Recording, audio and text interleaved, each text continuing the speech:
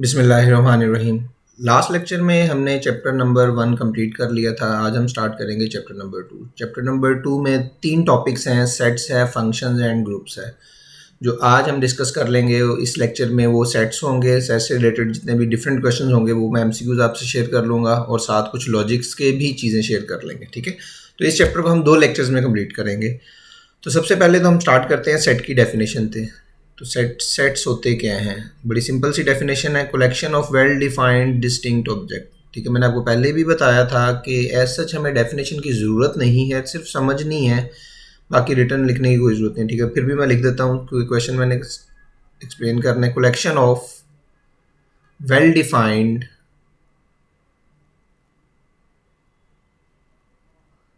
Distinct object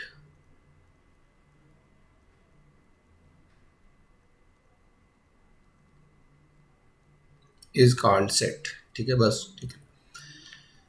एक MCQ लिखता हूँ समझाने के लिए जस्ट। ठीक है, बड़ा आपको वो डिफरेंट सा एमसीक्यूज है। क्वेश्चन इस तरह है जी, which of the following is not a set?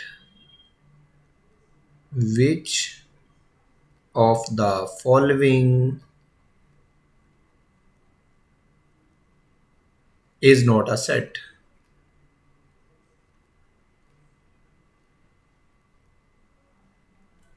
Option A, suppose मैं लिख देता हूं ECAT, E cat. Option B, suppose लिख देते हैं ACCA, ACCA। Option C, ABCD, ABCD। And option D, ACCA।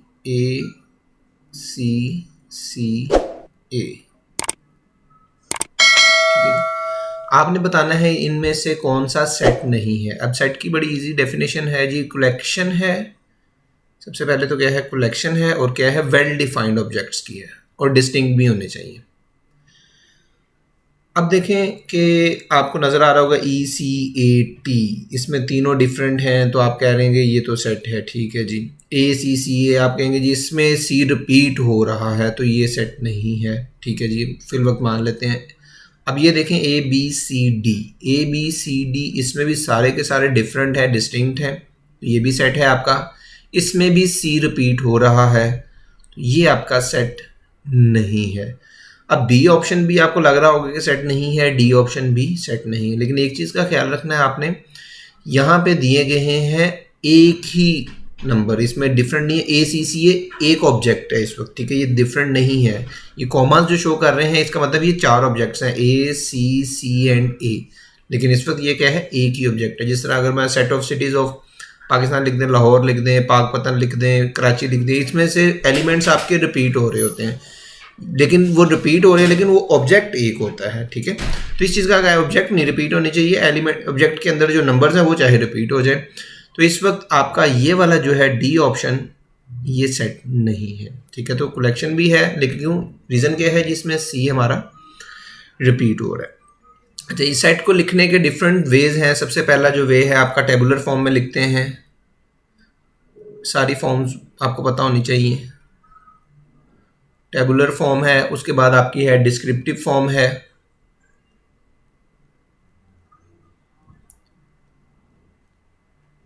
Descriptive form के बाद आपकी ही सेट बिल्डर नोटेशन है जो कि मोस्ट इंपॉर्टेंट है। सेट बिल्डर और टेबुलर फॉर्म कन्वर्जन भी आपको आती होगी, एफएससी में आपने बड़ी डिटेल से की है। आज भी हम यहाँ पे कुछ क्वेश्चन डिस्कस करेंगे, एमसीक्यूज। ओके जी। टेबुलर फॉर्म में मतलब फॉर एग्जांपल टेबुलर फॉर्म में इस तरह का सेट लिखा होता है आपको 1 2 3 4 5, इस तरह एलिमेंट्स लिखे हुए, नंबर्स लिखे हुए, ये आपकी टेबुलर फॉर्म है। इसी को अगर डिस्क्रिप्टिव फॉर्म में लिखा होगा तो हमने वर्डिंग में लिखना है। वो क्या लिखेंगे, set of first 5 natural numbers, set of first 5 natural numbers ठीक है, ये हमारा डिस्क्रिप्टिव है, डिस्क्राइब कर दिया गया। अब सेट बिल्डर नोटेशन क्या है, जिसे हम कहते हैं मैथमेटिक्स की लैंग्वेज। हम चलेंगे x such that x belongs to natural number and x is less than equal to 5। अब जरूरी नहीं है कि आप इसी फॉर्म में लिख सकते हैं, और भी बहुत से वेज हैं। आप इसको इनक्वालिटी में लिख सकते हैं कि x is less than equal to 5 greater than equal to 1। ठीक है, यहाँ पे इंटीजर्स लिख के हम इस तरह कर सकते हो, डिफरेंट वेज हैं। ये मैंने उसमें से सबसे इजी वाला लिख दिया है। ठीक है, तो ये हमारी सारी नोटेशन आपको क्लियर होनी चाहिए। इसी से कुछ हम क्वेश्चन डिस्कस कर लेते हैं, जैसे सेट बिल्डर नोटेशन से और टेबुलर फॉर्म से। मैं एक क्वेश्चन लिखता हूँ, साथ साथ उधर ही हम इसको एक्सप्लेन करते जाएंगे। चैप्टर 1 में हमने पूरे सेट्स पढ़ लिए थे, मतलब डिफरेंट टाइप्स के जो सेट्स हैं, natural number, whole number, integers, वो सारे पढ़ लिए। ठीक है, वो अब यहाँ पे आप उस इंफॉर्मेशन को आप यूज़ कर सकते हैं। X such that x belongs to real number. Real number आपको पता है रैशनल और इरेशनल होते हैं। And x is equal to x. तो ऑप्शंस दी गई हैं, all real number, beta option, empty set, charlie option, zero and delta option, set of rational number. अब आपने वो एलिमेंट्स लिखने हैं जिसमें आपका एक्स एक्स के इक्वल हो। अब ऐसा कोई एलिमेंट नहीं है जो अपने ही इक्वल ना हो, तो इसका मतलब ये सारे के सारे रियल नंबर्स ही होंगे, क्योंकि हर नंबर अपने इक्वल तो लाजमी होता है। इस प्रॉपर्टी को हम रिफ्लेक्सिव प्रॉपर्टी भी कहते हैं, आपने चैप्टर 1 में पढ़ ली होगी। ठीक है जी, एक और क्वेश्चन करते हैं, एमसीक्यू। फॉर एग्जाम्पल कहता है जी, x such that x belongs to natural number and minus X plus 4 is equal to 0। इस सेट की टेबुलर फॉर्म ऑप्शन में दी गई है, तो बताना कौन सी होएगी। -4, बीटा ऑप्शन 0, सी ऑप्शन 4, या डी ऑप्शन आपकी क्या आएगी, एम्प्टी सेट। ठीक है जी, तो इस केस में हमारे पास नेचुरल नंबर है, तो जस्ट आपने क्या करना है, इस इक्वेशन को सिंप्लीफाई करना है। तो इस इक्वेशन को सिंप्लीफाई करना कोई मुश्किल नहीं है। -x + 4 है इज इक्वल टू 0 है, तो यहाँ से -x की वैल्यू आ जाएगी -4, सो x इज 4। तो एक ही एलिमेंट है आपका 4, जो कि ऑप्शन में दिया गया है, सी ऑप्शन में। ठीक है, अभी बेसिक से क्वेश्चन आपको बता रहा हूँ कि आपको वो सेट बिल्डर नोटेशन समझ आ जाए। ठीक है जी, एक और क्वेश्चन डिस्कस कर लें। इधर ज़रा पार्टीशन बना दें ताकि ये मिक्स ना हो जाए।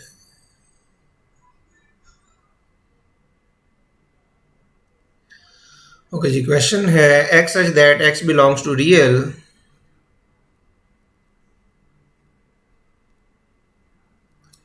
And x is equal to -x। ठीक है, 2.1 में सारे क्वेश्चंस आपने करने, 2.1 कंप्लीट करनी है। वो एंट्रेंस पॉइंट ऑफ व्यू से सबसे ज़्यादा इंपॉर्टेंट एक्सरसाइज है, क्योंकि उसमें कोई भी क्वेश्चन ऐसा नहीं है जो एमसीक्यूज के तौर पे ना पूछा जा सके। हर क्वेश्चन एज एमसीक्यू आपसे डिमांड किया जा सकता है। ठीक है, तो वो सारी आपने प्रैक्टिस कर लेनी है। मैं कुछ रैंडमली उसमें से पिक कर रहा हूँ। ठीक है जी, एम्प्टी सेट हो गया, और डी ऑप्शन में लिख देते हैं जी 0। X such that x belongs to real number and x is equal to -x। वो एलिमेंट आपने बताने हैं जिसमें x -x के इक्वल हो। अब ऐसा कोई नंबर नहीं होता जो अपने ही नेगेटिव नंबर के इक्वल हो, मतलब 1 कभी भी -1 के इक्वल नहीं हो सकता। तो आप बता सकते हैं कौन सा ऐसा नंबर है। आप लोगों के माइंड में आ रहा होगा कि ऐसा कोई नंबर नहीं है, तो एम्प्टी सेट आप लोग कर देंगे, लेकिन नहीं, एक नंबर है ऐसा जो पॉजिटिव और नेगेटिव दोनों इक्वल होते हैं, वो है 0। 0 को पॉजिटिव लिख दें या नेगेटिव लिख लें, वो एक ही बात है। ठीक है, तो 0 पॉजिटिव में भी कंसिडर कर लेते हैं, नेगेटिव में भी कर लेते हैं उसको। ठीक है, ये चैप्टर 1 में मैंने आपको डिटेल में इसका बारे में बताया था। ठीक है जी, एक और क्वेश्चन है जी। ये क्वेश्चन आपका पेपर में आया हुआ है फास्ट यूनिवर्सिटी में। ठीक है, क्वेश्चन बड़ा सिंपल सा है। वो क्या है जी, x such that x belongs to prime number and x is less than equal to 96 and greater than equal to 91. Option A is 91, option B 93, option C empty set and option D is 95। Prime number बताने हैं आपने जो 96 और 91 के between है। 91 96 तो आपको वैसे ही आपका प्राइम नहीं है। अब 92 वो 2 से डिवाइड होता था, प्राइम नहीं है। तो आप अगर गौर करें तो आप 93 भी प्राइम नहीं है क्योंकि ये 3 से डिवाइड होता है, 94 भी प्राइम नहीं है, 95 भी नहीं है, 96 भी नहीं है। तो ये सारे के सारे नंबर आपके क्या हैं, प्राइम नहीं है। तो इस वक्त आपका आंसर क्या हो जाएगा, एम्प्टी सेट। मतलब कोई भी ऐसा नंबर नहीं है जो कि प्राइम हो। ओके जी, नेक्स्ट क्वेश्चन है। हाँ, 91 आपके माइंड में आ रहा होगा कि 91 प्राइम हो सकता है क्योंकि इक्वल है, लेकिन 91 को अगर चेक करें तो ये 7 से डिवाइड हो रहा है, तो ये भी प्राइम नहीं है। ओके जी, one more question. If A is equal to empty set, इधर एक डिफरेंट वर्ड यूज करूंगा मैं, ठीक है, वो आपकी बुक में नहीं है लेकिन एग्जाम में ऐसे पूछा गया। If A is equal to 5 then cardinality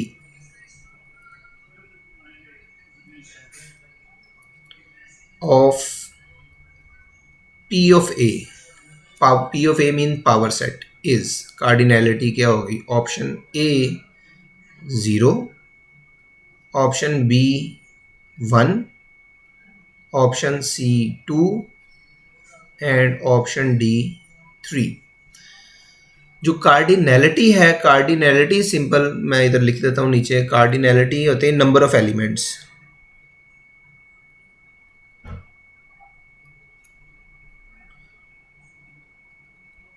cardinality simple आप ऑर्डर भी कह सकते हैं। ऑर्डर आपको पता है जी, नंबर ऑफ एलिमेंट्स जो सेट में होते हैं उसे हम ऑर्डर कहते हैं। तो कार्डिनैलिटी उसका एक अल्टरनेट नाम है। तो पावर सेट आपको पता है, पावर सेट के लिए आपको फॉर्मूला याद होगा। पावर सेट वैसे होता क्या, पावर सेट आपको पता है जी, किसी भी सेट के जो पॉसिबल सबसेट्स लिखते हैं हम उसे कहते हैं पावर सेट। फॉर एग्जांपल, मैं एक एग्जांपल के तौर पे आपको बताता हूँ। मतलब फॉर एग्जांपल हमारे पास सेट ए है जी 1 2 3, 1 2 3। तो इसका पावर सेट क्या होएगा, then power set of A, सबसे पहले हम लिखते हैं जी empty set, then singleton 1, then आपका 2 आ जाएगा, देन आपका 3 आ जाएगा, अगेन 1 2 हो गया। तो जितने भी सबसेट्स होंगे वो हमारे पावर सेट में आ जाते हैं। 1 2 हो गया, 1 3 हो गया, 2 3 हो गया, एंड सेट ए इटसेल्फ। इनको जब हम एक सेट में लिख देते हैं तो ये हमारा बन जाता है पावर सेट। पावर सेट का फॉर्मूला है वो क्या है, वो भी साथ ही हम मेंशन कर लेते हैं जी। पावर सेट, इधर मैं बल्कि हेडिंग भी दे देता हूँ यहाँ पे, पावर सेट।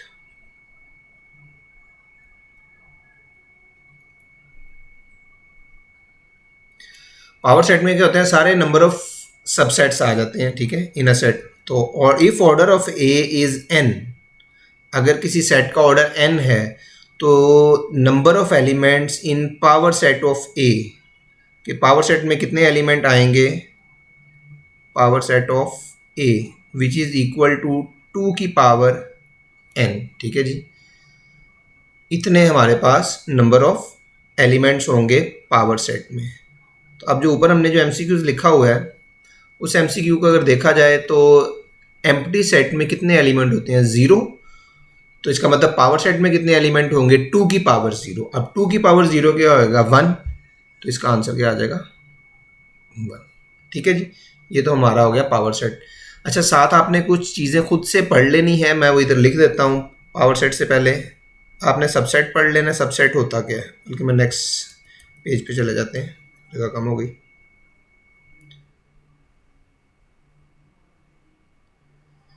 आपने पढ़ लेना जी सबसेट्स क्या होते हैं। सबसेट आपको पता है कि एक आधा एलिमेंट अगर मिस कर दें तो वो सबसेट बन जाते हैं, ठीक है। ये आप लोगों ने खुद पढ़ लेने हैं। सबसेट, सबसेट दो तरह के हैं बेसिकली। एक है जी आपका प्रॉपर, थोड़ा सा फ्लो चार्ट बना देता हूँ आपको, ठीक है, आसानी पे। सबसेट, सबसेट दो तरह के हैं। पहला है जी प्रॉपर सबसेट और दूसरा है improper.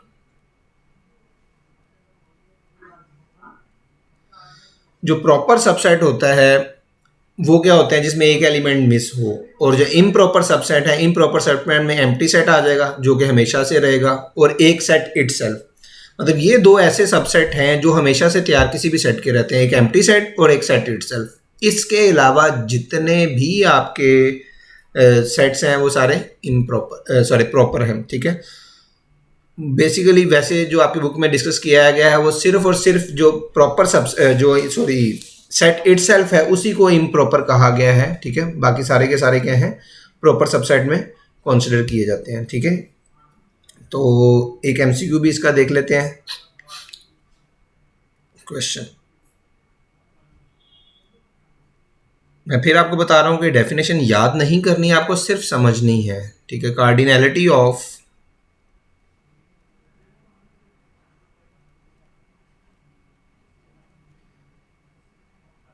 x such that x belongs to prime and x is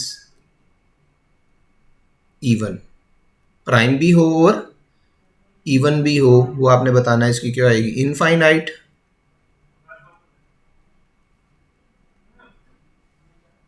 beta option 0,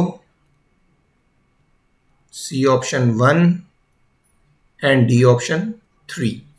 अब कार्डिनैलिटी क्या है, एक्चुअली ऑर्डर ही है, नंबर ऑफ एलिमेंट्स हैं, ठीक है। तो प्राइम नंबर बताने हैं जो इवन भी हों। अब आपको लास्ट चैप्टर 1 में देखा था कि प्राइम नंबर में एक वाहिद नंबर ऐसा है जो इवन भी है, और वो कौन सा है, वो नंबर 2 है। तो एक ही नंबर ऐसा है जो कि इवन भी है और प्राइम भी एट अ टाइम है, ठीक है जी। तो इसकी सिंपल कार्डिनैलिटी क्या हो जाएगी, 1 हो जाएगी। ओके जी, next question.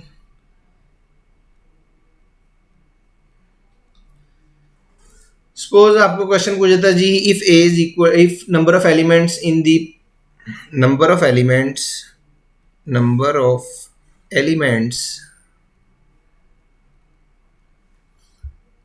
in the power set of singleton set, in the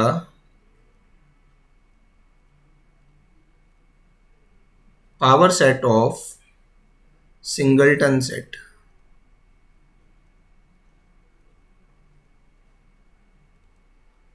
is, singleton set में कितने नंबर ऑफ एलिमेंट्स होंगे, 2, 1, 3 या 4। अब साथ ही आपको सिंगलटन सेट का भी पता होना चाहिए। सिंगलटन सेट वो वाला सेट है जिसमें सिर्फ एक ही एलिमेंट होता है। अब नंबर ऑफ एलिमेंट आपने बताने हैं सिंगलटन सेट के पावर सेट में। अगर एक एलिमेंट है तो इसका मतलब है पावर सेट में कितने एलिमेंट होंगे, 2 की पावर 1 विच इज 2, ठीक हो गया। तो 2 ही एलिमेंट होंगे सिंगलटन सेट में, ये आंसर आ गया। तो पावर सेट का जो फॉर्मूला है वो जस्ट 2 की पावर n है, उसमें कार्डिनैलिटी का वर्ड यूज कर लिया जाए या नंबर ऑफ एलिमेंट्स का बात कर ली जाए, एक ही चीज है, ठीक है जी। एक इंपॉर्टेंट क्वेश्चन, इससे आपको आइडिया होगा कि एलिमेंट या सेट बिलोंग करता है या सबसेट होता है। Which one of the following is true, इनमें से कौन सा ट्रू है। Option A belongs to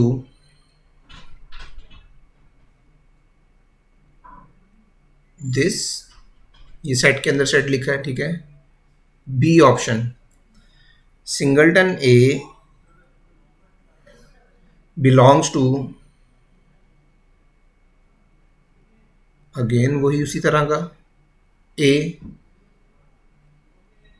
C option, singleton A is a subset of this set, and D option, A is a subset of A,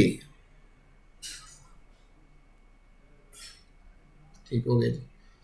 अच्छा जी, अब आप कुछ point note कर लें, यहाँ पे नोट लिखवा देता हूँ, नोट रेड में लिखना नोट। नोट क्या है जी, हाईलाइट कर देता हूं। नोट ये है जो एलिमेंट है आपका, element belongs to set. Element हमेशा सेट को बिलोंग करेगा, एलिमेंट कभी सबसेट नहीं हो सकता। इसी तरह जो सेट है वो सबसेट होता है सेट का, मतलब एलिमेंट बिलोंग करता है और सेट जो होता है वो सबसेट होता है। ये बात ट्रू है, ठीक है। और अभी इधर इधर जो मैं लिखूंगा वो गलत बात होगी। एलिमेंट जो है कभी भी सबसेट नहीं हो सकता सेट का, ये बात गलत है। इसी तरह जो सेट है वो बिलोंग नहीं कर सकता सेट को। सेट ने सबसेट रहना है और एलिमेंट ने बिलोंग करना है। तो ये वाली जो चीज़ है ये गलत है, इस चीज़ का ख्याल रखना है आपने। इसको मैं क्रॉस कर देता हूँ और ये वाला आपका ट्रू है। ठीक हो गया जी। तो इसी इन्फॉर्मेशन को यूज़ करके हम इसका आंसर कर लेंगे। अब देखें इसका जो, इस सेट की अगर बात की जाए तो इसका जो एलिमेंट है वो सिंगलटन ए है। तो ए तो इसका एलिमेंट है ही नहीं, तो ये तो ऑप्शन हमारी नहीं हो सकती। इधर आ जाते हैं। हाँ जी, ये देखें, ये इसका एलिमेंट इस वक्त ये है सिंगलटन ए, तो वो एलिमेंट है, तो एलिमेंट बिलोंग कर सकता है। तो इसका मतलब ये हमारा आंसर ठीक है। बाकी और भी ऑप्शन चेक कर लेते हैं, इसको हाईलाइट कर देते हैं। ये ऑप्शन हमारे ठीक हो गई। इधर आ जाए, ये देखें इस सेट का ये तो एलिमेंट है, तो एलिमेंट कभी सबसेट नहीं हो सकता, जिस तरह अभी मैंने ऊपर लिखा है, ठीक है। तो एलिमेंट सबसेट नहीं होगा, तो ये भी बात गलत है। अब ये तो उसी का एलिमेंट ही नहीं है, तो ये तो सबसेट वाली बात ही नहीं है, ठीक है। तो इस चीज़ को याद रखना है आपने, एलिमेंट बिलोंग करता है और सेट क्या होता है, सबसेट होता है। कुछ और चीज़ें नोट कर लें जी।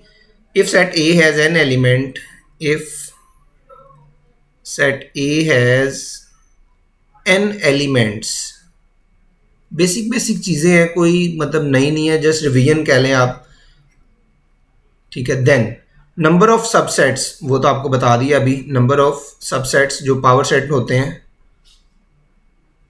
नंबर ऑफ सबसेट्स का फॉर्मूला आएगा 2 की पावर n, ठीक है।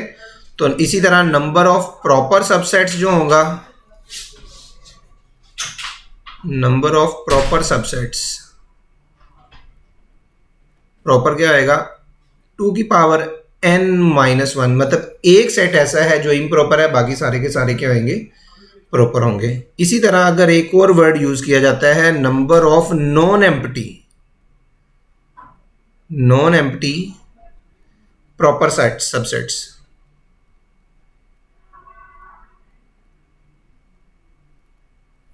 तो उसमें एक वो एम्प्टी सेट भी आ जाएगा, तो 2n-2 हो जाएगा, ठीक है जी। तो ये वही फॉर्मूले हैं जो हमने पहले भी रिवाइज किए हैं। अब एक क्वेश्चन इंपॉर्टेंट सा लिख देता हूँ, ये थोड़ा सा डिफिकल्ट क्वेश्चन है। क्वेश्चन तो देखने में आप सॉल्व कर लेंगे, लेकिन इसको टाइम टेकिंग है। टाइम कैसे सेव करना है वो देखते हैं क्वेश्चन में।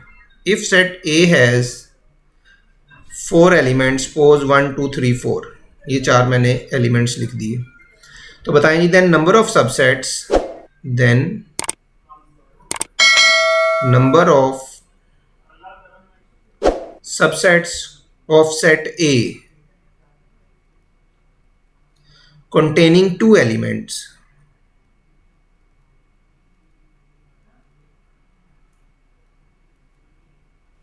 टू दूसरा लिख लेते हैं, containing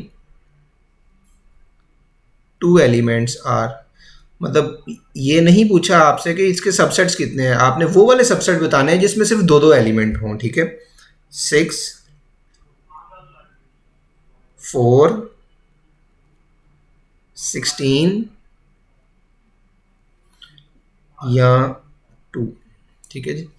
अब क्वेश्चन तो यही है कि आप अब जिस तरह सोच रहे होंगे कि हम इसके सारे सबसेट्स लिख देते हैं, तो 2 की पावर 4 16 एलिमेंट्स इसके बनेंगे, 16 सबसेट्स।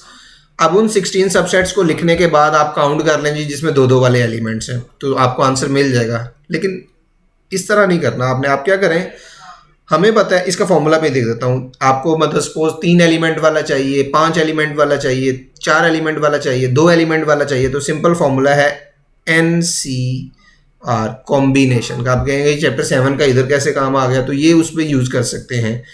ये जो n है आपका, ये टोटल होगा, टोटल हमारे पास 4 एलिमेंट्स हैं, और ये जो आर है जितने आपने सेट जितने एलिमेंट्स का सेट ढूंढना है, अब कितना है जी 4c2 इसको हम लिखेंगे 4 × 3 divided by 2 which is equal to 6। अब आप सोच रहे होंगे कि ये कैसे लिख दिया, वैसे ये आप फॉर्मूला ही लगाएंगे n factorial over n minus R factorial into R factorial, ये वही फॉर्मूला यूज़ किया गया।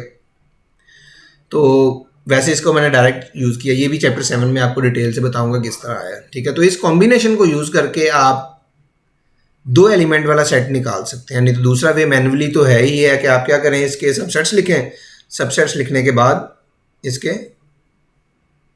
काउंट कर लें कि जितने आपके 2 एलिमेंट्स वाले हैं, ठीक है। इसी तरह का एक और क्वेश्चन, वो थोड़ा इससे भी है, पैटर्न यही है लेकिन थोड़ा सा इससे डिफिकल्ट है। वो क्या है जी, if number of subsets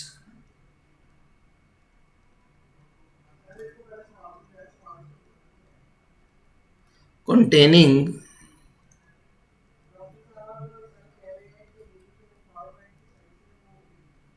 containing 2 elements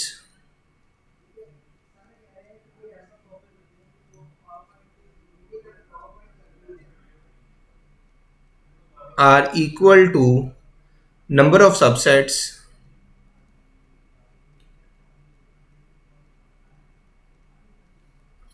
containing 3 elements.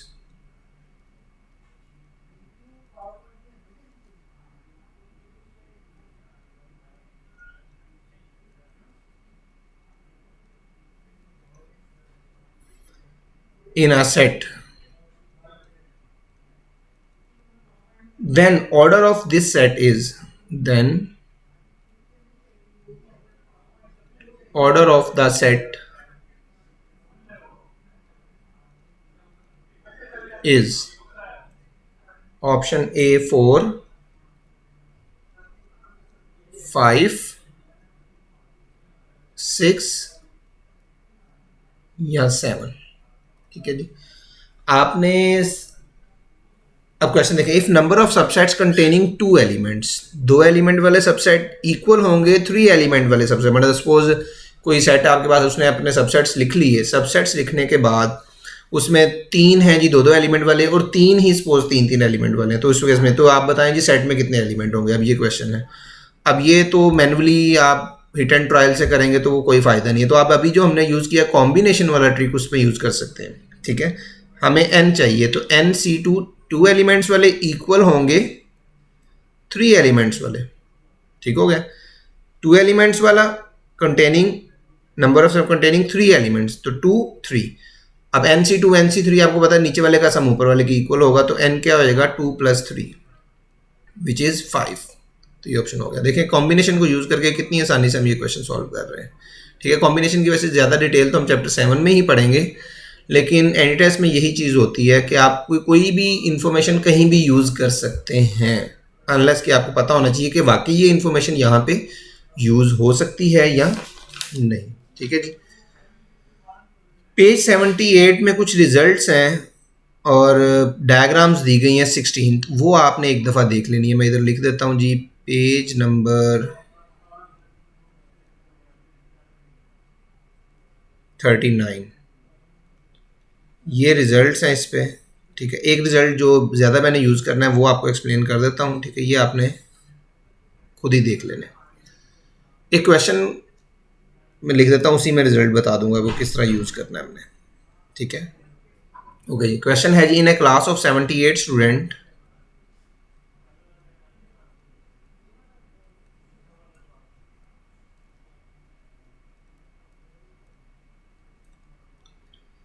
"41 learn French, 22 learn German,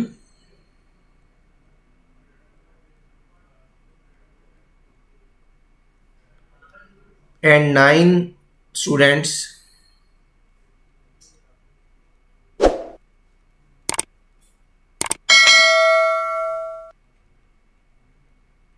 learn both. Then number of students who learn no language, then number of students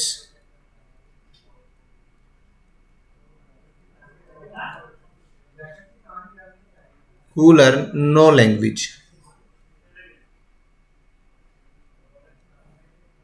language के स्पेलिंग ठीक कर लीजिएगा। Option A 78, option B 41, option C 28 and option D 24। Okay, जो अभी मैंने आपको बताया page 39 पे जो रिजल्ट्स हैं उसको मैं एक को एक्सप्लेन कर देता हूँ।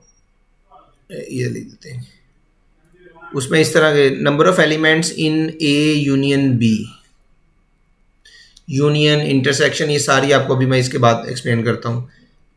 ये होता है जी number of elements in A plus number of elements in B minus number of elements in A intersection B. इस तरह के फॉर्मूले आपको पेज 39 पे दिए गए हैं, ठीक है, वो आपको याद कर लेते हैं। N of mean number of elements, जो हमने डिस्कस किया ऑर्डर को जिसको हम कह रहे हैं।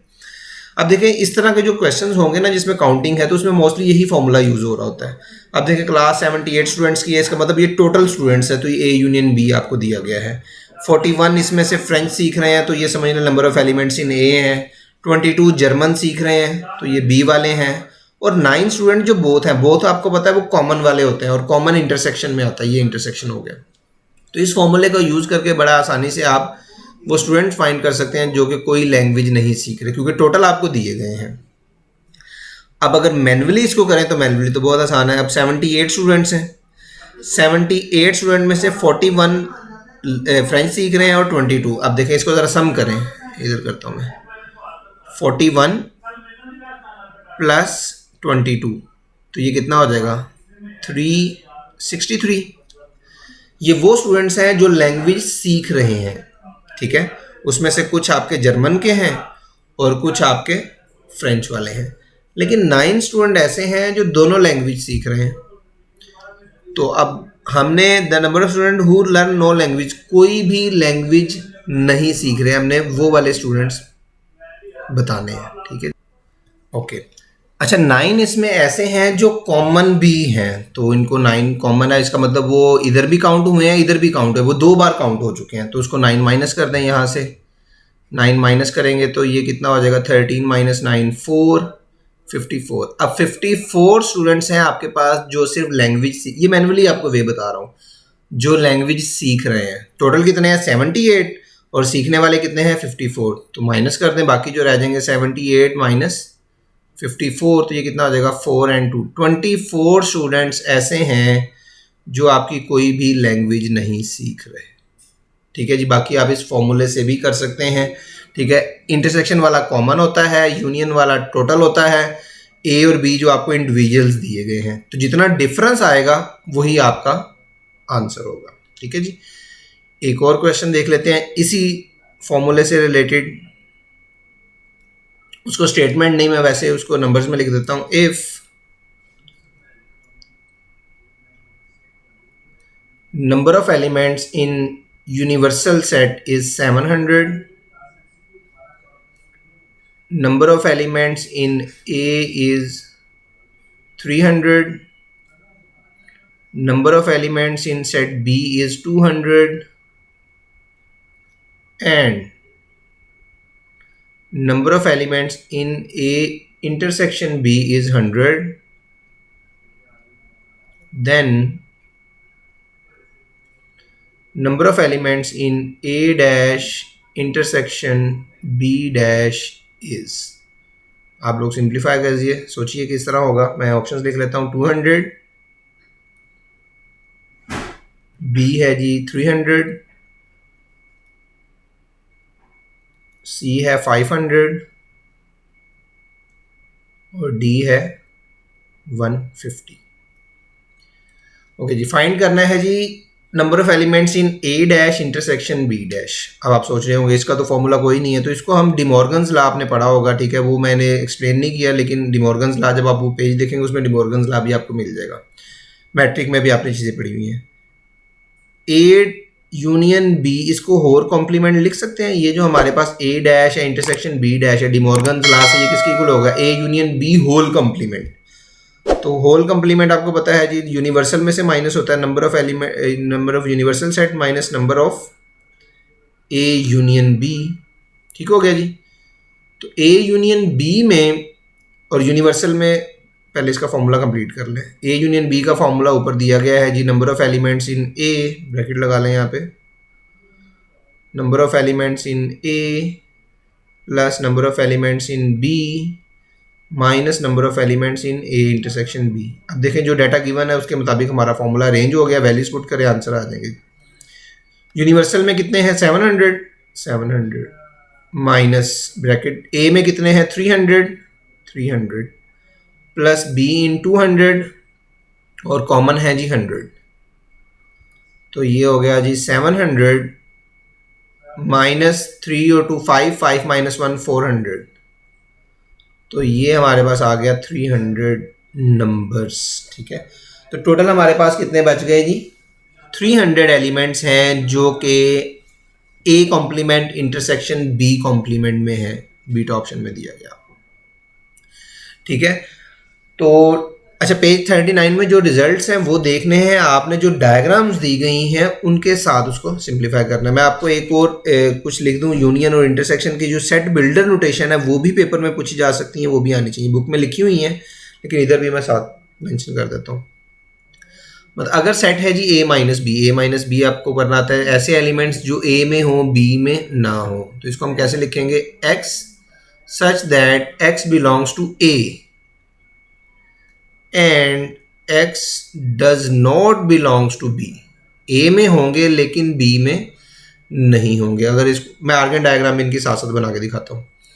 a यूनियन b की अगर बात की जाए तो a यूनियन b की जो सेट बिल्डर नोटेशन होगी वो इस तरह होगी, x such that x belongs to a और x बिलोंग्स टू b। मतलब और का मतलब क्या होगा, ये लॉजिक में भी बता दूंगा। और का मतलब होता है जो ए में भी हो या बी में भी हो, तो दोनों को आपने एक जगह पे लिख देना होगा।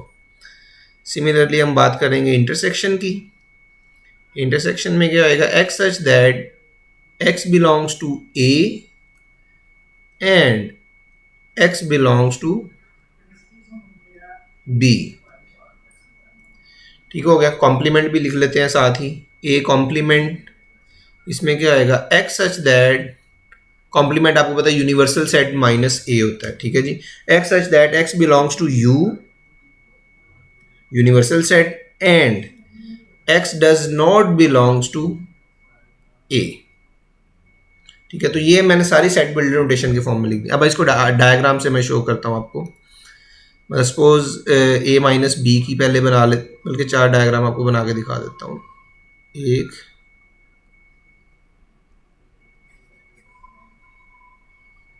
2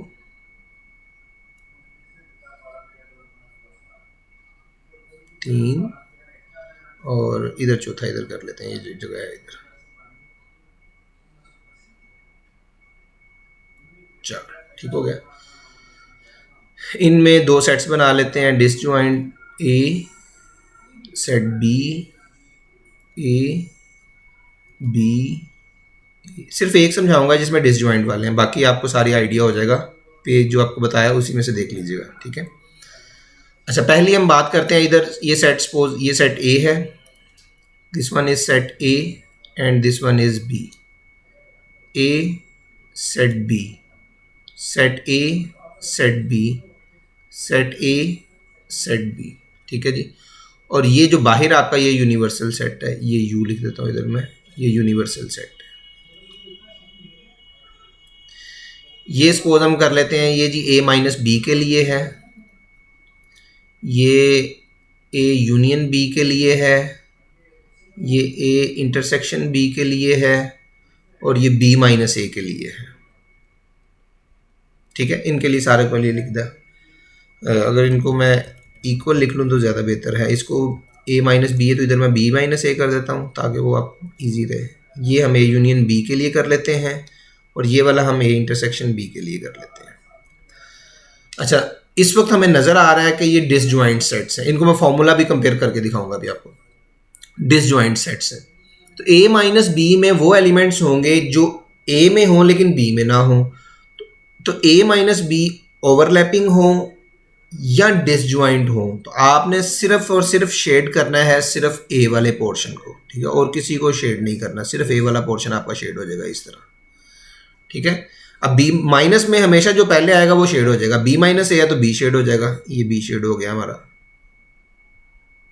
ठीक है जी। इसी तरह ए यूनियन में आपको पता सारा ही शेड होगा, ए भी शेड होगा और बी भी शेड होगा, ये ए भी शेड हो गया और ये बी भी शेड हो गया।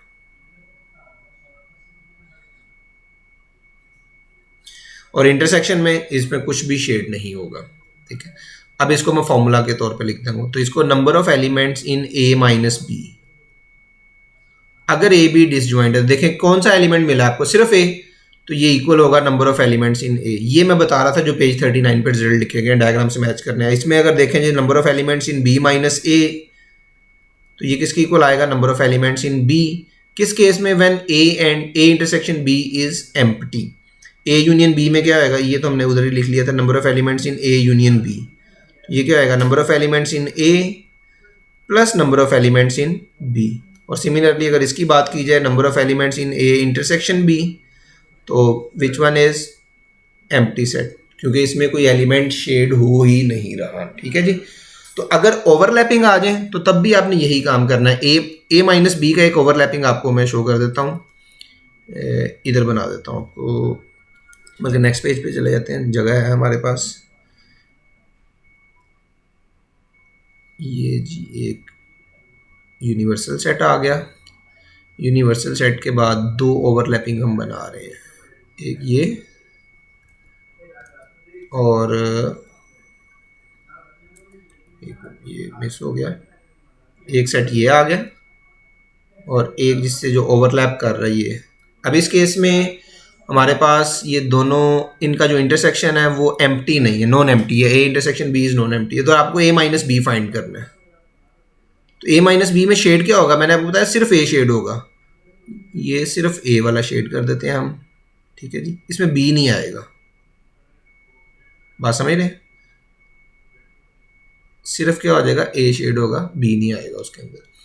और अगर फॉर्मूला लिखा जाए तो ये क्या हो जाएगा, number of elements in A minus B which is equal to number of elements in A में से भी कुछ पोर्शन माइनस किया हुआ है, तो ये माइनस वाला कौन सा है, इंटरसेक्शन वाला है ना, number of elements in A intersection B, ठीक हो गया जी। तो इस तरह आप वेन डायग्राम को यूज करके ये फॉर्मूला बड़ी इजीली अरेंज कर सकते हैं। अगर पेपर में आपको सेट्स की फॉर्म में इस तरह दिया गया है तो आप उसकी वेन डायग्राम बना लें तो आपको इजी हो जाएगा, ठीक है।